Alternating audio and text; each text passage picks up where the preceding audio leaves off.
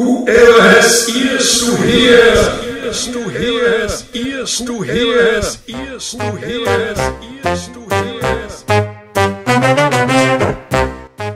The Spirit speaks constantly to the congregation, but even the most sincere individuals struggle to listen.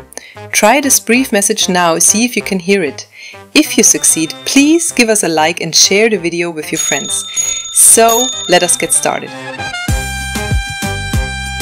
Whoever has ears to hear. Jesus asks, if anyone has ears to hear, let him hear. Obviously, ears can also be used for other things, such as storing carrots. But then you can't hear anything. Maybe carrots tickle your ears. It is said that a time will come when people will not tolerate sound teaching, but will follow their own desires and invent teachings that suit their own ideas and say what they want to hear. Even the 2 Timothy 4:3. I can only think of such teachings. Today there is no longer any gift of healing or prophecy, except as an argument, because otherwise one would have to ask oneself whether there is not a deficiency here. In Revelation, perhaps 70 years later, people were already content that someone at least had an ear to hear what the spirit of the ecclesia was saying. Paul recalls Isaiah's early diagnosis of the patient called man. They will hear, but not understand. They will see, but not perceive. Their hearts are hardened, their ears are blocked with carrots, and they close their eyes. They do not want to hear or see, and they refuse to understand with their hearts, and they refuse to turn back and let me heal them. How Paul quotes Isaiah 6, 9 and 10. That's just how people are, and if they are religious, even more so. Only what fits into the narrow pious box and corresponds to the century-old statutes of the association is acceptable. The Spirit can say what He wants. That is why there are so many unbelievers who are faithful to the statutes. For we must know that faith comes from hearing. Those who cannot hear find it harder to believe. This hearing in turn grows out of the Rhema of Christ. Romans 10:17. Rhema, Greek for word, is explained as follows: a spoken word from the living voice.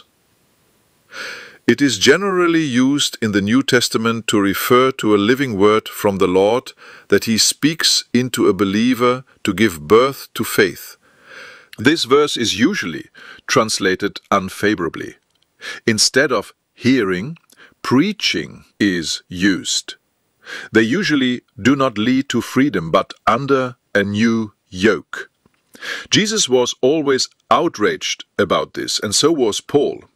He even had to give Peter a good dressing down for it once. Galatians 2:11-14.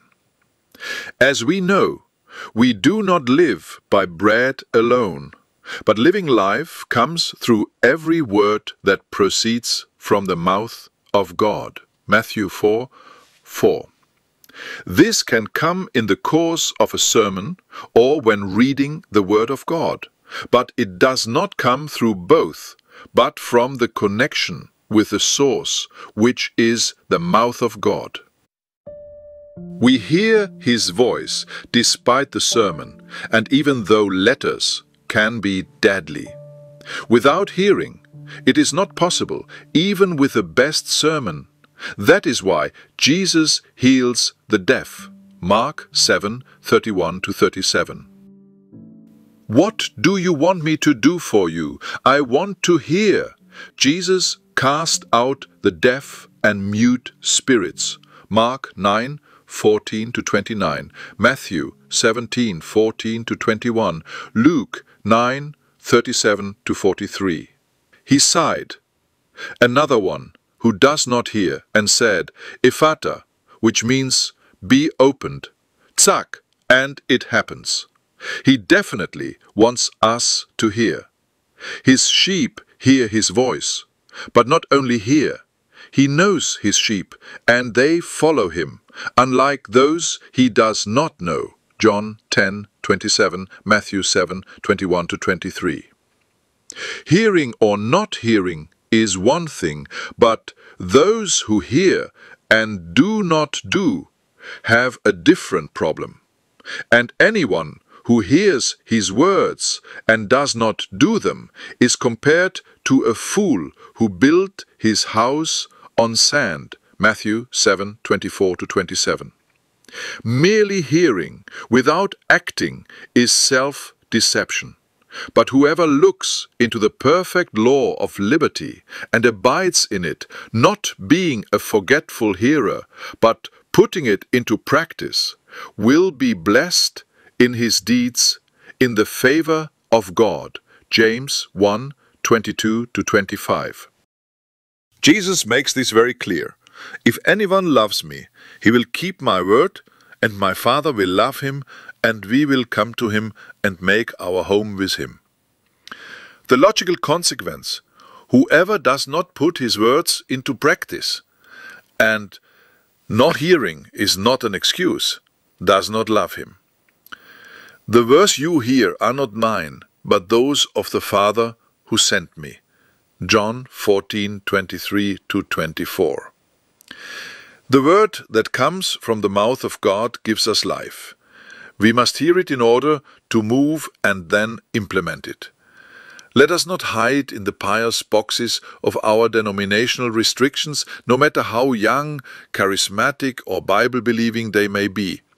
As with the manna back then, it must be fresh every day.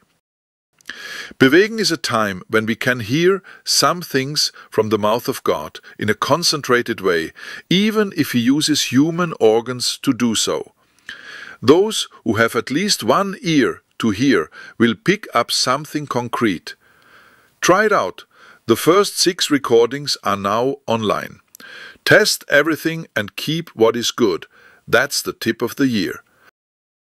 I wish us all ears that hear, so that together we may become doers of the word. Yours, Peter Ischka.